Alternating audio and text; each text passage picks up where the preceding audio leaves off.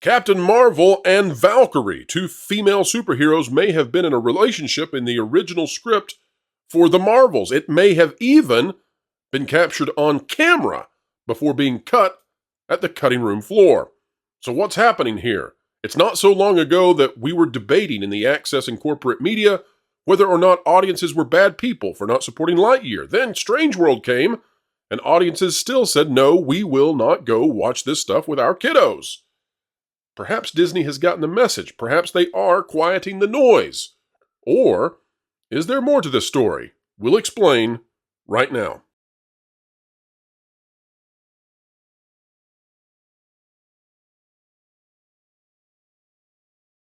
Hello, folks, and welcome to the place where we show where the mainstream media often won't go and telling you what's really going on with entertainment. That's how we keep you ahead of the culture curve. We've got a track record here, and we're proud of it. We're proud to have you with us each and every day. Today, we're examining the latest rumor, and it comes from a very sincere source with a great track record as well, talking about Captain Marvel and Valkyrie apparently having been in an LGBTQIA+ relationship in the original Marvel's movie before it was released. So when was it cut? When was it taken out? And why? We're going to discuss it right now. Comicbookmovie.com says the Marvels reportedly cut a scene confirming Carol Danvers and Valkyrie were in a relationship. This by Mark Cassidy. It says Valkyrie's, that's Tessa Thompson's, cameo in the Marvels led to some speculation that the King of New Asgard may have been romantically involved with Carol Danvers, and the movie reportedly cut a scene that would have confirmed that they are or were in a relationship. In the Captain Marvel sequel, Carol calls on Valkyrie to help relocate some Skrull refugees, a scene which nobody cared anything about. And the scene they share certainly seems to suggest that they are very close. Oh, very close indeed. It doesn't outright confirm anything, but there is clearly a strong emotional connection, and Valkyrie plants a big old smooch on Carol's cheek as she departs. Now we can get some toast. We've heard about that account before. Revealed several moments, plot points that were filmed but didn't appear in the final film. Isn't it interesting, by the way, that Can We Get Some Toast came out and said some stuff that the media didn't like, and they had community notes on Can We Get Some Toast and rained. Was that Can We Get Some Toast, or that was another one, Jonas? No, they work in My tandem. Time to Shine. My time to shine. Below. Yes. But isn't it funny how these accounts that leak this stuff early, and we've done that a few times here, but they leak this stuff early. Isn't it funny how when they put stuff out that the media wants to be able to write about, oh, they love them. They're absolutely 100% accurate. And when they put something out that they don't like, well, hit them with the community labels. Slander them to no end. It's so funny. But yeah, so this looks like, if we are to believe this rumor, that Marvel did indeed cut LGBTQIA++ content from the Marvels. Tom, I'm going to go with you first. Be careful on how we discuss this, but what do you make of the idea that Marvel is running scared when it comes to perhaps turning red, Strange World, Lightyear kind of stuff?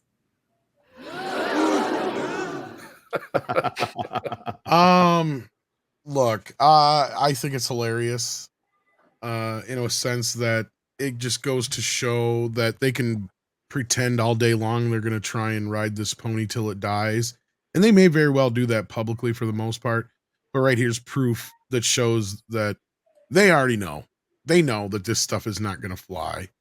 And at the end of the day, this is just another sign that the reason why people aren't showing up is because they don't trust Disney anymore. And they're going to have a long road ahead of them of editing a lot of stuff out of their next few features and trying to make movies that are more family oriented over the next few years to gain that audience back, because that's kind of where they're at right now with this whole thing.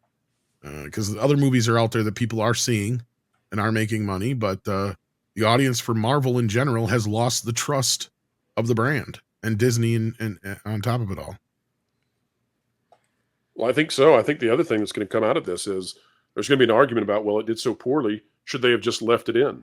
And, as bad as this movie is, if it could have drawn in a few people based on that, we're at the point now where it's so low that you could make the argument, and I might say, you know what? If this had been an anthem film for that particular demographic, that might actually outdo nobody going to see it. And nobody went to see this. Is this why this story is being leaked out at this time? Do you think, Pro? The fact that maybe it's some creative behind the scenes going, well, if only we were able to put this in here. I definitely think that it's time to start the blame game and start throwing the mud. And here's why it failed. It failed because they wouldn't let the girls smooch. If only Bree and Valkyrie had smoochified right on the lips. Oh, the people would have come in because they want to see Bree. They want to see Bree in love, not on Bollywood Planet singing to a platonic man. You know what's so odd about all of this? The fact that Victoria Alonso actually in this Empower series that was on Disney Plus, which I watched. I can't believe it, but I did watch it. It was basically her talking about herself. It was produced by Victoria Alonso about Victoria Alonso. And they talked about the fact that Brie Larson Captain Marvel and Maria Rambeau, which is the mother character, that they were specifically a platonic relationship. This was within the last year. They confirmed that this was a platonic relationship, and they intentionally left it out of the film.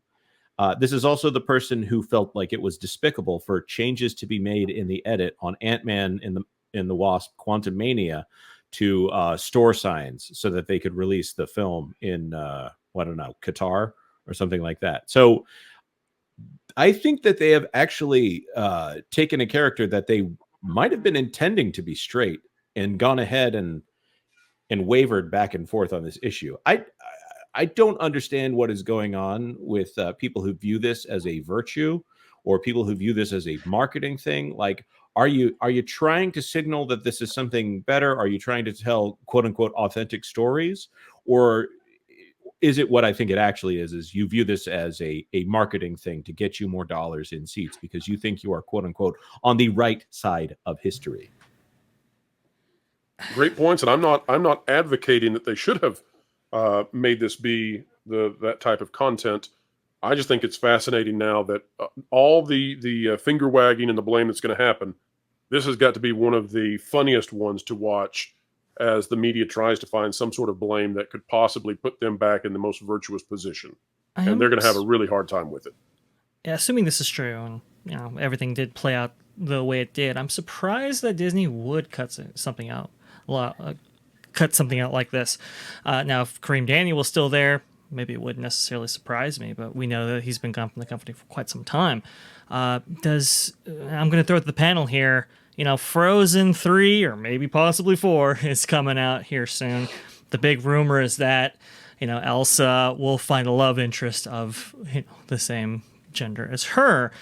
Do we think that is like as much of a possibility now, especially with the story being leaked, as it was before? Or perhaps this plays into that a little bit? I think Disney would love nothing more than to make Elsa be an iconic character of that sort and to also scrub it from China so that it gets released there. They would love to play both sides of that card. I mean, if you want, this is obviously something they were pushing for in Frozen 2. And then it's a similar situation. If you look at the way that Carol Danvers' character looks at Valkyrie, we have similar moments in Frozen 2 of her looking at the First Nations tribe or whatever that's in Frozen 2. The one that was oppressed by the white colonialist Arendelle people who had to atone for their sins of taking over another country. Yeah, that one didn't slip by me there, Disney. Yes, you made a very woke film, even if you didn't put any gender ideology in it. Well, and the solution was to eliminate every single one of the townspeople in Frozen 2. The only thing that saved them was that an event outside of Anna's knowledge happened and they all left their towns. But otherwise, she's ready to off every single one of her kingdom to pay atonement for the natives. And it's just, when you put any thought into it, you realize this is unethical to the highest levels. She's ready to perform a deleting act to an entire city of people in order to atone for colonial wrongs. So thanks, Disney. Delete aside. There you go. I think you've invented something now, Culture. Paul for $5. Moms would make sure she's banned everywhere if Disney made Elsa gay or whatever. They want to destroy a franchise. That's the way they do it. We're having this discussion around Frozen 2 as well. It's just one of those things that Disney, hopefully they've kind of changed the tide on children's programming. But the question at Disney is the audience children or is the audience grown-ups, and they're hoping to give them the excuse that it's for children. So, I would say that it's more risky than ever for Disney to make these kinds of changes now. And they have to know it. And everything they do, they've got to know it is Disney. Let's put it this way. There are 4 engines of content creation at Disney. Now we're not paying attention to ESPN right now because that's sports. That's something completely separate. But you've got Lucasfilm, Marvel, Pixar, Disney Animation. All 4 of their content creation engines are in critical danger. So you can't make a mistake. So everything they decide right now, I think, has got to be putting them on edge. And I will say the creative rank and file of a lot of these studios are pushing for this kind of thing. So they're getting it from all sides. I'll put it that way. And moving on, Turco the White member for 3 months. Sorry, go ahead, John. I was joking. I was just going to say, I mean, you're talking about the rank and files. We saw that when we saw the Pixar letter come out. Was it last February with all the Iger stuff and the bill in Florida and how Disney was opposing it. So yeah, we have evidence of that. And we might be hearing phrases like "quiet the noise," but no, the rank and file, like Jonas said, the creatives, they're what drive the creative engine of this company. And even though they want to employ a strategy of reducing the output and reducing the volume and setting themselves on quality, you're still taking the same creatives who gave us some of these brain dead decisions and putting them on our projects. You're just moving around the chess pieces. So, well, Jonas, let's put it in your wheelhouse here. Jonas, what? Talking about quieting the noise. What just happened with Young Jedi Adventures this year? The Star Wars shows for preschoolers. What happened, Jonas? Jonas, I'm giving you this so you can figure out how to walk around. Got an article about that on that part. Right. Please. Right. The phrase that we use in order to avoid it on the streams is you got 2 things here. You got digital, which is binary code. So sometimes we say analog.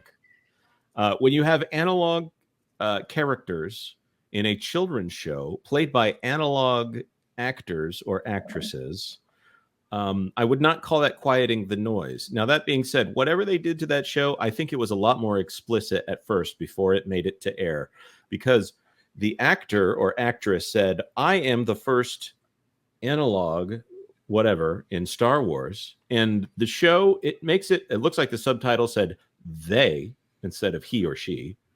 And but it also sounded in the audio like that person said he. So I don't know.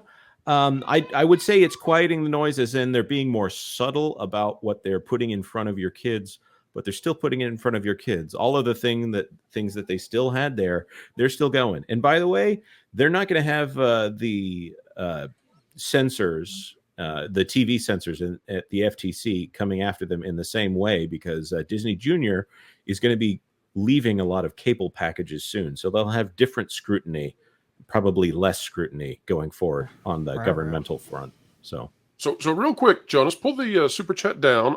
We may have some more super chats, and we're not doing that so to hide the super chat, but because to answer the super chat, I want to be able to read this article real quick. This by John Trent from That Park Place, and this is the first time that I've ever had the opportunity, and well, it's just a great moment to be able to read an article by Mr. Trent himself from That Park Place. But here's what it says.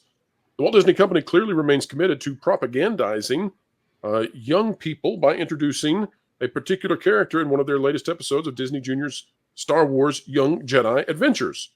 Goes on to talk about this. In the recently released episode Clash, the show's main character, Kai, is introduced to a rival character named Jovi Resmia by Master Zia. When Master Zia introduced Jovi, she says, "Today I'd like you to train with Jovi.